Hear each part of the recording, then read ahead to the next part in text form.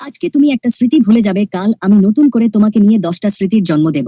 যদি পরশু তুমি আবার সেই 10টা ভুলে যাও, তাহলে তারপর দিন আমি এতগুলো স্মৃতি তৈরি করব যা তোমার ভুলতেও জীবন পার হয়ে যাবে।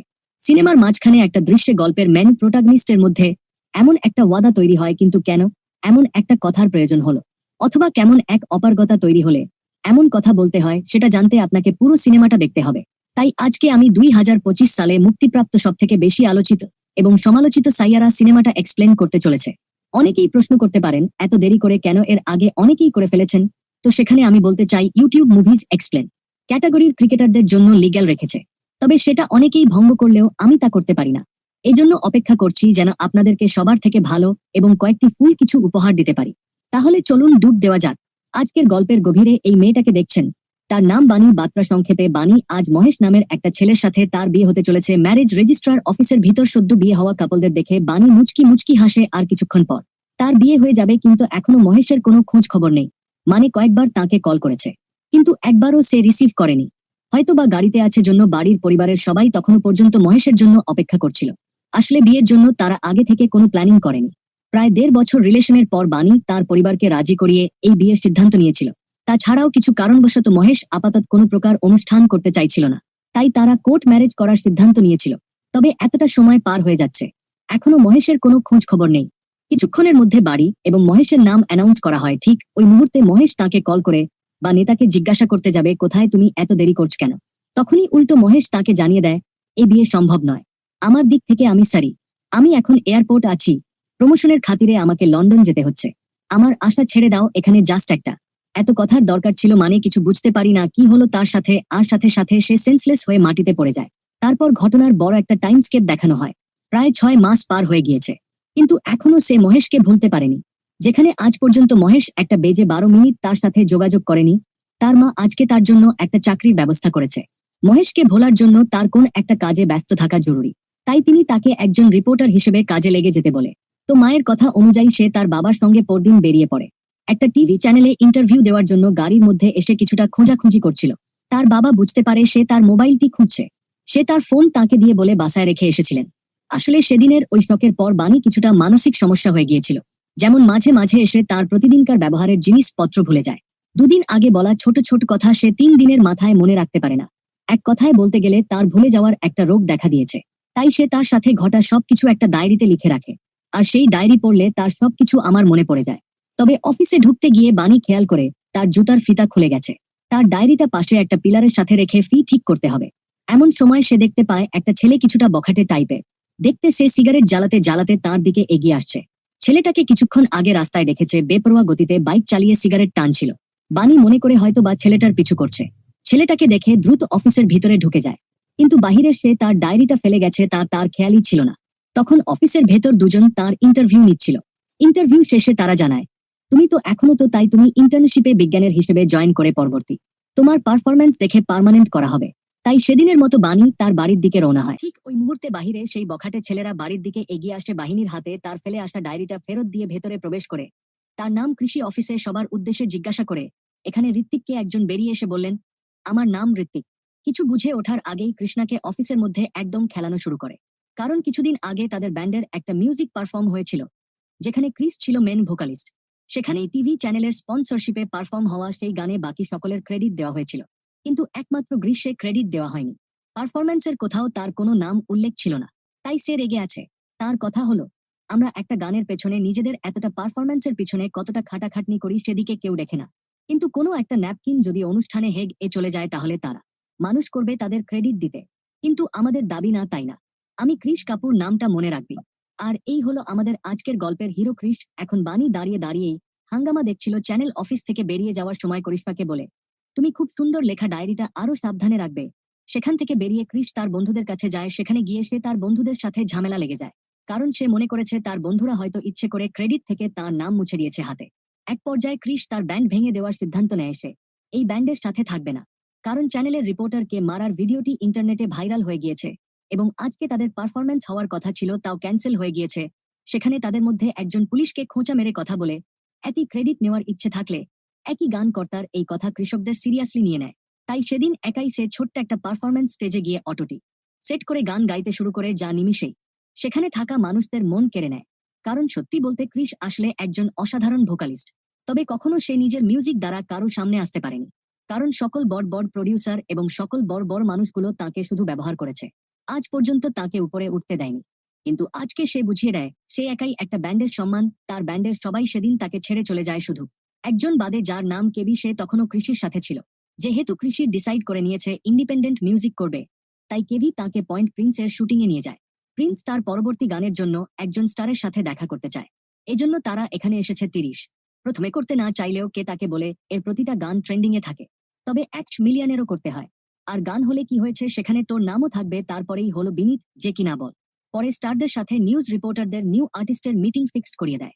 মানে সোজা বাংলায় বলতে গেলে ছোট ছোট দালাল আর কি দিনের তাদেরকে বলে মিউজিক ভোকালিস্টের জন্য প্রিন্সের একটা ক্লাসিক গান দরকার। ক্রিস তাতে রাজি হয়, কিন্তু শর্ত দিয়ে। শর্তগুলো এরকম ছিল যে গানের প্রতিটা ক্রেডিট এ প্রিন্সের পাশাপাশি তার নামও থাকতে হবে। বিনি তাতে রাজিও হয়ে যায়, কিন্তু তাদেরকে বলে মিউজিক ফেস্টিভ্যাল আর মাত্র 5 দিন বাকি, এর মধ্যেই তাদেরকে গানটি তৈরি করতে হবে। যা শুনে তারা কিছুটা চিন্তায় পড়ে যায়। মিউজিক তো 5 দিনে তৈরি করা যাবে, কিন্তু একটা ভালো লিরিক্স লিখতে অনেক সময় লেগে যায়, আর তাদের হাতে এমন ভালো কোনো লিরিক্সও নেই। আপাতত ঠিক ওই মুহূর্তে ক্রিস তখন এত মানুষের ভিড়ে ওয়ানিকে দেখতে পায়। বানি যেহেতু ইন্টার্নশিপ করছে, তাই তাকে বলা হয়েছিল প্রিন্সের একটা ইন্টারভিউ নিয়ে আসতে, কিন্তু বাহিরের সিকিউরিটি এতটাই বেশি ছিল যে বানিকে তারা ভেতরে প্রবেশ করতে দিচ্ছিল না। ক্রিস সিকিউরিটির কে ম্যানেজ করে ওয়ানিকে ভিতরে আসার ব্যবস্থা করে দেয়, কিন্তু বাড়ির ভিতরে ঢুকে কৃষককে একটা থ্যাংক ইউ পর্যন্ত বলেন না, বরং সোজা বিনীতের কাছে চলে যায়। একটু আগেই বলেছিলাম দিনে বড় স্টারদের সাথে ইন্টারভিউ ঠিক করে দেয়। বিনীতের সাথে কথা বলতে গেলে সে তাকে জানায় প্রিন্সের সাথে ইন্টারভিউ করতে গেলে 2 মাস আগে থেকে অ্যাপয়েন্টমেন্ট রাখতে হয়, যা শুনে উনি কিছুটা হতাশ হয়ে পড়ে, কারণ অফিস থেকে করতে দেওয়া হয়। কাজটা শেষ করতে পারল না, কিন্তু সে অনুমতি না নিয়েই তার ডায়েরিটা তাড়াহুড়া কিসের হাতে দিয়ে সামনে এগিয়ে যায়। আরেকটু জিজ্ঞাসাবাদ করা হয় তার ফেরত নিতে, ভুলে যায়। ক্রিস্টালের পাতা উল্টে দেখতে পায় ডায়েরিতে থাকা বেশিরভাগ পৃষ্ঠাই ছিঁড়ে ফেলা হয়েছে। এক পর্যায়ে ডায়েরিতে কিছু লেখা দেখতে পায়, লেখাগুলো পানি কিছুটা কবিতার মতো করে লিখেছিল, যা ক্রিসের এতটাই ভালো লেগে যায় যে সেখানে বসে বসে একটা গানের সুর বুনতে শুরু করে। গানের লিরিক্স সে বানি লেখা কবিতা থেকে নেয়, আর তারপরে সে গানটা স্টেজে গাইতে শুরু করে। গানটার সুর এবং কোরাস এতটাই সুন্দর ছিল যে প্রিন্স পর্যন্ত ছুটে বাইরে বেরিয়ে আসে কে কে গান গাইছে। এদিকে বানিও গানটা চিনতে পারে, কারণ গানের কথাগুলো তার ডায়েরি থেকে নেওয়া হয়েছে, তাই সেও সেখানে উপস্থিত হয়। সে তার ডায়েরিতে একটা মেয়ের কাছে দেখতে পেয়ে তার কাছ থেকে গাড়ি ফেরত নেয়। গানটা কিছু দূর যাওয়ার পর ক্রিস থেমে যায়। প্রিন্স তাকে বলে গানটা শেষ করো, ভালোই তো হচ্ছিল। ক্রিস তাকে জানায় এরপর লিরিক্স আমি জানি না। তখন কে জানে জিজ্ঞাসা করতেই কৃষ্টমানের দিকে তাকিয়ে থাকে। এখন এই শুনে প্রিন্স কৃষ্ণার বাড়িতে 2টা অফার করে বলেন যদি বানি গানের জন্য ভালো লিরিক লিখে দিতে পারে তাহলে সে তার চ্যানেলের হয়ে একটা লম্বা ইন্টারভিউ দেওয়ার ব্যবস্থা করবেন। আর 30 যদি সেই গানের সুর এবং তার ভোকাল এগুলো সব ঠিকঠাক মতো করতে পারে, তাহলে এই গানের প্রত্যেকটা জায়গায় তার ক্রেডিট থাকবে। তাই কথা মতো পরবর্তী দিন জানিয়ে ক্রিসের স্টুডিওতে আসে। স্টুডিওতে এসে কিছু শর্ত দেয়, যেমন সে দেরি করে বাসায় ফিরতে পারবে না, বা তাকে 8:30টার ভিতরে কাজ শেষ করে বাসায় ফিরতে হবে। তাই স্মোকিং সমস্যা আছে, সে ধোঁয়া সহ্য করতে পারে না। আর গালাগালি তো করা যাবে না, তার সামনে বানিয়ে কমফোর্টেবল নয়। ক্রিস গতকালকের সেই গানটা তৈরি করতে চাই, কিন্তু সেই লেখা কাগজগুলো তো আমি অনেক আগেই ছিঁড়ে ফেলে দিয়েছে। আর তার সেই লাইনগুলো মনে নেই, কারণ তার ভুলে যাওয়া একটা রোগ আছে, সেটা ইদানিং আরো বেড়েছে। পুলিশ তাকে বলে আচ্ছা কোন সমস্যা নেই, তুমি এখানে বসে লেখো। তাইওয়ানি তখন তার ডায়েরি খুলে সেই লেখাগুলো দেখতে যায়। এই মুহূর্তে তার ডায়েরিতে রাখা অতীতের কিছু ছবি সামনে চলে আসে, যা দেখে সে তার গানের প্রতি মনোযোগ হারিয়ে ফেলে। সে তার লেখা বন্ধ করে পুলিশকে জানায় সেখানে লিখতে পারবে না, এই 4 দেওয়ালের মধ্যে বদ্ধ জায়গায় লেখা সম্ভব নয়। আর এই শুনে কিছুটা বিরক্ত হয়, কারণ তাকে 5 দিনের মধ্যে গাড়ি রেডি করতে হবে ক্রেতাকে। বিষয়টা নিয়ে অনেক বোঝানোর চেষ্টা করে, কিন্তু বাড়ির কথা হলো ভালো গান লিখতে হলে তো নিজের মধ্যে একটা আলাদা ফিল আসতে হবে, তাই না? এখানে তা হচ্ছে না। এবার ক্রিস তার চাওয়াটা বুঝতে পারে, তাই সে তাকে বলে চলো তোমাকে একটা জায়গায় নিয়ে যায়। তারপর সেটাকে একটা প্র্যাকটিস গ্রাউন্ডে নিয়ে যায়। বাচ্চারা সেখানে ক্রিকেট প্র্যাকটিস করছিল। সেখানে ক্রিস বাচ্চাদের হাতে একটা ব্যাট নিয়ে বলে এটা আমার প্রিয় জায়গাগুলোর মধ্যে একটা। আমার মন খারাপ হলে এখানে এসে ক্রিকেট খেলি। তো এবার ধরো ওয়ার্ল্ড কাপের ফাইনাল ম্যাচে ইন্ডিয়া জিততে লাস্ট 6 রান দরকার, আর মাত্র একটা বল বাকি আছে। ব্যাটিং করছে বিরাট কোহলি। এখন এই মুহূর্তে তোমার কেমন লাগবে? আমার দিকে তাকাও, মনে করে এই ঘটনা ঘটছে। আর তার উদাহরণ এ বাণী খুব ভালো মতোই বোঝা যায় ক্রিস তাকে কি বোঝানোর চেষ্টা করছে। মনের মধ্যে সেই পরিবেশটা তৈরি করতে হবে, সেই পরিবেশ চায়, তাহলে তার ভেতর থেকে গানের কথা বেরিয়ে আসবে। আর এই ঘটনায় এবার বাণীর মধ্যে তার পুরনো সেই প্রেমের কথাগুলো আবারও থাকতে শুরু করে। সেই বিচ্ছেদ, সেই ঢোকার সবকিছু মিলিয়ে সে গান লিখতে শুরু করে, যার কারণে মাত্র 23 দিনের মধ্যে গানটা সম্পূর্ণ রেডি হয়ে যায়। তাছাড়া কয়েকদিন একসাথে সময় কাটানোর ফলে তাদের মধ্যে মোটামুটি একটা বন্ধুত্বপূর্ণ সম্পর্ক তৈরি হয়েছে। বিশেষ করে ওয়ানির প্রতি ক্রিসের আলাদা একটা ভাল্লাগা তৈরি হতে শুরু করেছে। এমনকি এখন ওয়ানি ও তার জীবন নিয়ে আগের তুলনায় কিছুটা খুশি। ধীরে ধীরে সে তার পুরনো প্রেম মহেশকেও ভুলতে শুরু করেছে। আজকে সুপারস্টার প্রিন্স তাদের গান শুনবে, তাই কৃষাণুকে নিয়ে স্টুডিও দিকে যাচ্ছিল। মাঝ রাস্তায় তার একটা লোককে দেখতে পায়, যে কিনা মাতাল হয়ে রাস্তার মাঝে মাতলামি করছিল। তবে তার এই ঘটনায় বেশি গুরুত্ব না দিয়ে তাদের কাজে চলে যায়। স্টুডিওতে প্রিন্সের গলায় গান শোনার পর সবাই তার গানের খুব প্রশংসা করছিল। কিন্তু এত কিছু হয়ে আছে তবু ক্রিস চুপচাপ। তবে সবাই গানটা ভালো বললেও করি সেখানে কিছুটা পরিবর্তন করার কথা বলা হয়। আসলে সুপারস্টার প্রিন্সের প্রত্যেকটা গানের মাঝখানে গ্যাপ থাকে, আর এটা প্রিন্সের সিগনেচার স্টাইল।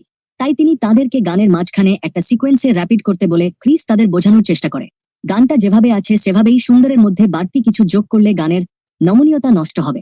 কিন্তু কেউ তার কথা শুনতে রাজি নয়। ক্রিস তাদেরকে আশ্বস্ত করে 2 দিনের ভিতর অ্যাপও তৈরি হয়ে যাবে। কিন্তু রূপের কথা শুনে বানি মোটেও খুশি হয় না, কারণ যে ফিল নিয়ে গানটা লিখেছে সেখানের অ্যাপ ঢোকালে সেটা সম্পূর্ণ জোরপূর্বক হবে, যেখানে সোলটাকে নষ্ট করে দেবে। সে ক্রিসকে বোঝানোর চেষ্টা করে, কিন্তু ক্রিস বলেন, যদি আমাদের গানটা রিলিজ করতে হয় প্রিন্সের মতো বানাতে হবে। তুমি যেমন ইন্টারভিউয়ের জন্য গানটা লিখেছিল, আমি ঠিক তেমন টাকা এবং ভাইরাল হওয়ার জন্য গান কম্পোজ করেছি। তাদের মধ্যে কথাবার্তা চলছিল, ঠিক এমন সময় কিছু পুলিশ এসে পুলিশকে বাইরে ধরে নিয়ে আসে। মনে আছে এখানে আসার সময় রাস্তার লোককে মাতলামি করতে দেখেছিল। মূলত সেটা ছিল ক্রিসের বাবা। ক্রিস যখন ছোট ছিল তখন তার মা মারা গিয়েছিল, আর ঠিক সেই মুহূর্ত থেকেই ক্রিসের বাবা তার হাতে লাল পানির বোতল তুলে নেয়। এই নিয়ে 4 বার হলো রাস্তায় মাতলামি করতে গিয়ে সে লোকজনকে হ্যারাসমেন্ট করেছে, আর পুলিশ তাকে গ্রেপ্তার করেছে। পুলিশ তাকে বলে দেয়, আর একবার যদি এমন ঘটনা ঘটে তাহলে বাপ ছেলে দুটোকে সোজা জেলে পুরে দেব সেন্টারে দাও না কেন। ওকে বাবার এই খামখেয়ালি চলাফেরার কারণে ছোটবেলা থেকেই তাকে নানা কথা শুনতে হতো। তাই কৃষিতে মোটামুটি ভালোই বিরক্ত। কেউই তার বাবাকে ভেতরে নিয়ে যাওয়ার চেষ্টা করছিল, কিন্তু সেখানেও কিসের বাবার কথা শুনছিল না। উল্টো জেদ দেখে সেখানে দাঁড়িয়ে থাকে, যা দেখে ক্রিস তার বাবাকে রাস্তার মাঝখানে নিয়ে ধাক্কা দিয়ে ফেলে দেয় এবং নিজের পকেটে থাকে সবগুলো টাকা তার মুখেও ছুরি দিয়ে বলে, যাও এবার মদ খেয়ে উড়িয়ে দাও সবটা। এই বলে সেখান থেকে চলে যায়। যে বিষয়টা আমি খুব খারাপ লাগছিল, সে ভাবতেও পারছেন না কেউ তার বাবার সাথে এমন আচরণ করতে পারে। রাতে বানি ক্রিসকে খুঁজতে খুঁজতেই প্র্যাকটিস গ্রাউন্ডে গিয়ে পৌঁছায়। তখন সে একাই ক্রিকেট খেলছিল না বলা যায়, বলের উপর তার সমস্ত রাগ ছিল। বানি ক্রিসকে জানায় সে ব্যাপারটি লিখে ফেলেছে, কিন্তু কৃষিতে কোনো রেসপন্স করে না। সে এখনো তার বাবাকে নিয়ে চিন্তা করছেন। বানি তখন কৃষকে কিভাবে সান্ত্বনা দেবে বুঝতে পারছে না। তাই আজ প্রথমবারও নিজে থেকে তার সাথে তার অতীতের কথা শেয়ার করতে শুরু করে। তার জীবনের প্রথম প্রেম ছিল তার কলেজের সিনিয়র মহেশ, যে কিনা কোন এক পর্যায়ে জাস্ট প্রমোশনের জন্য তার বিয়ে ভেঙে অন্য একটা মেয়েকে বিয়ে করে এবং দেশ ছেড়ে চলে যায়। সেই ঘটনার আগে পর্যন্ত সে অনেক লেখালেখি করত, কিন্তু সেই ঘটনার পর থেকে সে তার অভ্যাস বন্ধ করে দিয়েছিল। তারপর তার জীবনে ক্রিস এসে তাকে নতুন করে ভাবতে শিখেছে। মনের মধ্যে পরিবেশ তৈরি করা দরকার, সেটা তৈরি করেছে। সে ক্রিসকে বলে, যদি আমি এই ট্রমা থেকে বের হতে পারি তাহলে তুমিও পারবে। প্রয়োজন হলে আমি তোমাকে হেল্পও করব। ক্রিস চার এসব কথা শুনে যাচ্ছিল, কিন্তু কোনো কথা বলছিল না। কিন্তু এক সময় শেষ বাড়ির কাছে সাহায্য চায়। ছোটবেলায় মাকে হারিয়েছি, আর তখন থেকেই বাবা এরকম করছে। কারো সাথে কিভাবে ভালোমতো কথা বলতে হয় সেটা আমি পারি না। আমার সুদূর আকাশে সাহায্য করতে পারবে আমাকে। তখন এই শুনে বাড়ি সোজা তাকে একটা বাড়ি নিয়ে যায়। সেখানে তার বাবা লাল পানি খাচ্ছিল। বাইরে থাকা কিছু লোকের সাথে অলরেডি তার বাবা ঝামেলা শুরু করে দিয়েছে। ক্রিস তাদেরকে কোনোভাবে শান্ত করে পাওনা পরিশোধ করে দেয়। আর এরকম ঝামেলায় হঠাৎ করে তার বাবার মানি ব্যাগটা দেখতে পায়। তার ভিতরে তিনি তাদের পরিবারের ছবিটা খুবই আগলে রেখেছেন যায়। দেখেই ক্রিস তার কষ্টটাকে আর আটকে রাখতে পারে না। সেদিন সোজা বাড়ির কথা, সে তার বাবাকে নিয়ে একটা রিহ্যাব সেন্টারে যায়। ডাক্তার জানায় এই নেশা বিশাল সময়ে, তাই সুস্থ হতে কমপক্ষে 1 বছর লাগবে। তার জন্য টোটাল প্রায় 7 লাখ টাকার প্রয়োজন, আর ভর্তি করানোর সময় 30% পেমেন্ট করতে হয়। কিন্তু কৃষ্ণের কাছে অত টাকা ছিল না। কিভাবে এত টাকা ম্যানেজ করবে কিছু বুঝতে না পেরে সে বিনীতের কাছে যায়। বিনীতাকে বলে, একটা উপায় আছে, যদি তুমি তোমার গানের পুরো কপিরাইট আমাদেরকে বিক্রি করে দাও তাহলে আমরা আরো বেশি টাকা দিতে পারি, যেখানে তোমার ভোকাল দিতে হবে এবং সবকিছু তোমার থাকবে, জাস্ট নাম থাকবে প্রিন্সের। সেখানে এই গানে তোমার কোনো ক্রেডিট থাকবে না। ক্রিস কোনো উপায় না পেয়ে পেপারে সাইন করে দেয়। মূলত কৃষির গলায় তাদের এই গানটা এত ভালো লেগেছে যে প্রিন্স গ্রীষ্মকালে নিজে পারফর্ম করবে আর দর্শকের সামনে যাবে। এক কথায় বিষয়টা চিটিং করার মতো, কিন্তু বর্তমান সঙ্গীত জগতে এমন কাজ অনেক দূর দেখা যায়। তাই এখন যেহেতু বিশ্বের অনেক টাকা প্রয়োজন, তাই সে ও রাজি হয়। তার জনপ্রিয় একজন সিঙ্গার হওয়ার স্বপ্নটা যেন এখন স্বপ্নেই রয়ে গেল। যতটুকু এগিয়েছিল ততটুকু পিছিয়ে পড়তে হলো। রাতে শেষবারের মতো ক্রিস বানিকে তার বাড়ির সামনে নামিয়ে দিয়ে আসে। শেষবার বলায় বানি ক্রিসকে বলেন, শেষবারও কেন বলেছ, আমরা তো আবার কালকে দেখা করছি। ক্রিস তখন তাকে জানায়, আর কেন দেখা করব, আমাদের কথা হয়েছিল একটা গান নিয়ে কাজ করব, আর তোমার ইন্টারভিউ নেওয়া হয়ে গিয়েছে, তাহলে আমরা কেন দেখা করব? আমাদের মধ্যে কাটানো সময়গুলো কোনো একটা স্মৃতির পাতায় রেখে দিও, শুরু হওয়ার আগেই যেন শেষ হয়ে গিয়েছে। গ্রীষ্মের মুখে এমন কথা শুনে বোঝা যায় ক্রিস বানিকে এই সময়ের মধ্যে তার মনের মধ্যে জায়গা দিয়ে ফেলেছিল। মূলত কিছু ঘটনা আমি স্ক্রিপ্ট করেছি, তো ওই সময়ের মধ্যে তাদের মধ্যে সম্পর্কের বেশ ভালো ডেভেলপমেন্ট হয়েছিল। কিন্তু তার বাবার এই অবস্থা, তার নিজের তৈরি গান আরেকজন তার নিজের নামে চালিয়ে দিয়েই সবকিছু সে মেনে নিতে পারছিল না। তাই সে ঠিক করে তার মনের কথাও বাণীকে সে বলবে না। তার মতো একজন লুজার সাথে বাণী সারা জীবন কেন থাকবে, এমন আশা শেষ করতে পারে না। কিন্তু বোঝা যায় অপরদিকে বাড়ির নিজেও তার অতীতকে ভুলে এখন কৃষকে ভালোবাসতে শুরু করেছিল। সেই মানুষটার জীবনে নতুন করে আবারও আলো জ্বালিয়েছে, অতীতকে ভুলতে শিখেছে। কিন্তু দুজনের কেউই একে অপরের মনের কথা বলতে পারছে না। পরবর্তীতে কনসার্টের দিন চলে আসে, কৃষকে স্টেজের সামনে লাইনে টিকিটের ব্যবস্থা করে দেওয়া হয়। পুলিশ খুব সামনে থেকে তার নিজের গান অন্যজনের নামে হয়ে যেতে দেখছে। আর তার এই হতাশার মাঝখানে কেউ যেন তাকে পেছন থেকে ডাক দেয়। পিছনে ঘুরে দেখে ওয়ানিকে দেখে হতাশা কিছুটা কাটতে শুরু করে। আর এত মানুষের জনস্রোতের ধাক্কায় তারা একে অপরের খুব ক্লোজ হতে শুরু করে। আর আজকে এই পর্যায়ে বাণী এই ঘটনায় সাড়া দিতে শুরু করে। দুজনের কেউই নিজেদের আটকায় না, যেটা সেই কনসার্ট থেকে সরে গিয়ে সোজা কৃষের বাসায় চলে আসে। এখানে তাদের দুজনের দূরত্বটা একদম সরে যায়। তারা ভুলে যায় পরবর্তীতে কি হবে না হবে, যেখানে দুজনের মধ্যে কোনো কিছুই আর বাকি থাকে না। পরবর্তীতে বাণী তাকে তার পুরনো ব্যান্ড মেম্বারদের কথা জিজ্ঞাসা করে। কৃষ তখন তাকে সব ঘটনা খুলে বলে। বাড়ি থেকে তার পুরনো মেম্বারদের কাছে ফিরে যাওয়ার কথাও বলে, এতে তাই ভালো হবে, যেটা আজকে তার মধ্যে একটু চিন্তা ভাবনা ফিরিয়ে আনে। সে নিজের রাগ থাকে সাইডে করে বাড়ির কথা মতো তার পুরনো মেম্বারদের সাথে দেখা করে তারা আবার তাদের পুরনো ব্যান্ড তৈরি করে ফেলে। তারা আবারও মিউজিকের জগতে নেমে পড়ে। কিছুদিনের মধ্যে তাদের ব্যান্ড থেকে একটা গান রিলিজ করা হয়, যেখানে গ্রীষ্মের প্রখর ক্রেডিট দেওয়া হয়। অপরদিকে বাড়ির আন্ডারে প্রিন্সের ব্রডকাস্ট হয়েছিল, সেটা খুবই জনপ্রিয়তা পেয়ে যায়। তাই তার চাকরিও কনফার্ম, যা শুনে বাড়ির বাবা মা অনেক খুশি হয়। এদিকে যতদিন যেতে শুরু করে বাড়ির সাথে কৃষের সম্পর্ক দিনে দিনে ভালো হতে থাকে। কিন্তু একদিন কৃষ যখন রানীকে তার বাড়িতে পৌঁছে দিচ্ছিল, তখন বাড়ির বাবা মা তাকে দেখে ফেলে, যেখানে কৃষকে দেখে তাদের একদমই পছন্দ হয় না। তাই সে বাণীকে সেদিন বিষয়টি নিয়ে জিজ্ঞাসা করে বানিয়ে সেখানে সবকিছু স্বীকার করে নেয়। কিন্তু তার বাবা মাকেই বোঝাতে শুরু করে যে তাকে তো দেখুন ভালো ছেলে মনে হচ্ছে না, এর আগেও তার কথা মতো রাজ্যে হয়তো জীবনটা কোন পর্যায়ে নেমে গিয়েছিল সেটা আর মেনে নিতে পারবো না। এখন ছেলের জামা কাপড় ঠিক নেই। বাবা মা কি করে না জানি, তুমি এমন একটা বখাটে ছেলেকে কেনই বা পছন্দ করতে যাবে। ঠিক তখনই দরজায় কলিং বেল বেজে ওঠে। দরজা খুলে দেখা যায় তিরিশ দাঁড়িয়ে আসলে। বাণী তার ব্যাগ থেকে সবাইকে ভুলে এসেছিল, তাই সে তার ফেরত দিতে এসেছে। অর্থাৎ বাণীর মায়ের বলা সকল কথা শুনে ফেলেছে। আর এই পরিস্থিতিতে সে ঘটনার মতো আবারও একবার বানিয়ে নিন ফের জ্ঞান হারায়। তার একটা বিশেষ রোগ আছে, যেটা সম্পর্কে আগেই জেনেছিলাম। সেখানে ডাক্তার সবসময় তাকে কোনো প্রকার মানসিক পেশা থেকে দূরে রাখতে বলেছিল। তাকে হাসপাতালে নিয়ে গেলে ডাক্তার কিছু টেস্ট করানোর কথা বলে এবং একজন নিউরোলজিস্টকে দেখাতে বলে। ততক্ষণ পর্যন্ত ক্রেশ হাসপাতালে অপেক্ষা করছিল। বাণীর বাবা জানান, সমস্যা নেই, তুমি ভেতরে গিয়ে দেখা করতে পারো। কিন্তু বাড়ির মা তাকে আটকায়, তাকে বলে, দয়া করে আমার মেয়েকে নিয়ে খেলবেন না। যদি পারো তাকে বিয়ে করে দায়িত্ব নাও। আর যদি সময় কাটানোর ইচ্ছা করে থাকো, তাহলে বাবা, দুনিয়াতে আরো অনেক মেয়ে আছে, আমার মেয়েকে ছেড়ে দাও। আরে বিষয়টা তার মনে লেগে যায়। ভিতরে গিয়ে বাদীকে সোজা জিজ্ঞাসা করে, বিয়ে করবে আমাকে? বাড়ি বুঝতে পারে সে তার মায়ের প্রশ্নের কারণে তাকে এই কথা জিজ্ঞাসা করছে। আমি চাই না তিরিশ তার দায়িত্বের বোঝা মাথায় নিয়ে নিজের স্বপ্নপূরণ থেকে দূরে সরে যাক। তাই তখন বাণী বলে, অবশ্যই করব, কিন্তু আগে তুমি একজন সুপার, এটার হতো সব স্বপ্ন পূরণ করো। তারপর বাড়ি থেকে আশ্বাস পেয়ে কিছুটা স্বস্তি ফিল করে হাসপাতাল থেকে রিলিজ দেওয়ার পর বাড়ি তার পরিবারের সাথে নিজের বাড়িতে চলে যায়। এদিকে ক্রিস তার পুরনো ব্যান্ড মেম্বারদের সাথে রেগুলার কনসার্ট করতে শুরু করে। একদিন একটা কনসার্ট থেকে ফেরার সময় কিছু লোক কৃষকদের গাড়ি আটকায়, মনে আছে যখন সে তার ব্যান্ড ভেঙে দিয়েছিল এবং তাদেরকে দেখানোর জন্য একটা স্টেজ পারফর্ম করেছিল। সেটা পরবর্তীতে অনেকে সোশ্যাল মিডিয়াতে শেয়ার করতে শুরু করে। আর আজকে 34 মাসের মাথায় এসে সেই গান এমনভাবে ভাইরাল হতে শুরু করেছে, যা তাকে রাতারাতি সকলের চোখের মনি করে তুলেছে। এমনকি ইউটিউবে নম্বরে ট্রেন্ড করছে। গানটা কিছু সময় পার হলে হয়তো নাম্বার 1-এও চলে যাবে। অর্থাৎ সেই জনসাধারণ হলো ক্রিসের ফ্যান। ক্রিস নিজেও বিশ্বাস করতে পারছিল না তার জ্ঞান এত মানুষের পছন্দ হবে। এমনকি বিনীত সেখানে উপস্থিত হয়েছে কৃষির সাথে নতুন একটা গানে কন্ট্যাক্ট করার জন্য। অপরদিকে ডাক্তারের কথা মতো নিউরোলজিস্টের কাছে তার চেক আপ করার জন্য যায়। তার সাথে তার বাবা মা আসেনি। তারা মনে করছে হয়তো বিষয়টা সিরিয়াস কিছু না। কথাবার্তার মধ্যে ডক্টর বাণী কিছু প্রশ্ন জিজ্ঞাসা করে, যেমন আজকে কয় তারিখ, কিন্তু বাড়িতে প্রশ্নের উত্তর দিতে পারে না। শুধু এমনটাই নয়, তাকে তার ছোট ভাইয়ের বয়স কত জিজ্ঞেস করা হয়, কিন্তু তা নিয়ে প্রশ্নের উত্তর দিতে পারছিল না। এতে ডাক্তার বুঝতে পারে বাণীর অ্যালজাইমার নামের একটা রোগ হয়েছে।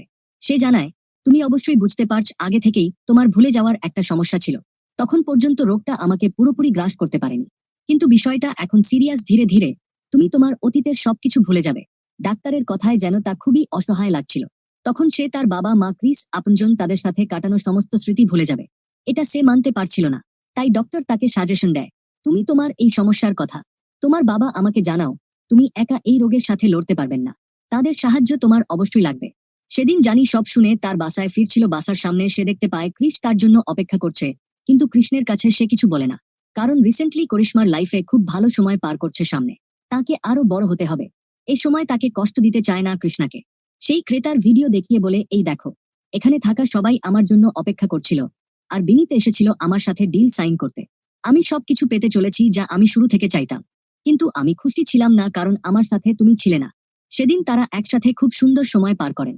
ক্রিস তাকে আকাশের তারা দেখিয়ে বলে, তুমি দেখো আমি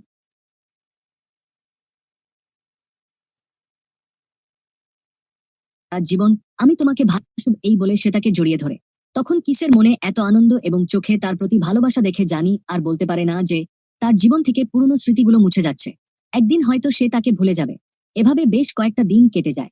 এখনো পর্যন্ত তার রোগের কথা কাউকে বলে না, বুঝতে পারেন না কিভাবে সে সবাইকে বলবে। সেদিন অফিসে সবাই সেলিব্রেট করেছিল। কিছু একটা নিয়ে জানতে পারে প্রিন্সের সাথে তার ইন্টারভিউ এতটাই জনপ্রিয়তা পেয়েছে যে তাদের চ্যানেলে একটা বড় দর্শক পেয়েছে। তাই এখন তার চ্যানেলের নতুন একটা প্রোগ্রামের জন্য স্পন্সর করতে চায়। সেই ইনভেস্টর সেখানে ছিল। তার সামনে যেতেই তানি অবাক হয়ে যায়, কারণ সেই ইনভেস্টর অন্য কেউ নয় বরং বাণীর এক্স বয়ফ্রেন্ড মহেশ। মহেশকে দেখে তার পুরনো কথাগুলো মনে পড়তে শুরু করে। মানে কিছুটা বিব্রত বোধ করে, কিন্তু মহেশ তার সাথে স্বাভাবিকভাবেই কথা বলছেন। মহেশ তাকে আগামী কালকে ডিল সাইন পার্টিতে আমন্ত্রণ করার মধ্যে কোনো অপরাধবোধ ছিল না, কিন্তু বাণীর এই সবে খুবই অস্বস্তি লাগছিল। অফিস শেষে বাড়ি কৃষির সাথে দেখা করতে যায়। সামনে কিছুদিন ক্রিস একটা বড় কনসার্টের জন্য শহর থেকে দূরে থাকবে। বানি তাকে জানায় সে চাকরি ছেড়ে দেবে। ক্রিস কারণ জানতে চাইলে সে বলে, আমার অন্যের অধীনে চাকরি করতে ভালো লাগে না। আসল কারণটা শেষ কে জানে না। চেঞ্জ করার জন্য সে তড়িঘড়ি করে কৃষির জামাকাপড় গোছাতে শুরু করে। কৃষক হয়ে বলেন, কিছুক্ষণ আগে তুমি আমার ব্যাগ গুছিয়ে দিলে। আসলে বানি ভুলে গিয়েছে। কিছুক্ষণ আগে ব্যাগ গুছিয়েছিল সে। কৃষ্ণাকে 1212 জিজ্ঞাসা করতে থাকে তার শরীর খারাপ কিংবা কোনো সমস্যা হয়েছে কিনা। বানি তখনও তাকে কিছু জানে না, কারণ সামনেই তার জীবনে এত বড় একটা ইভেন্ট।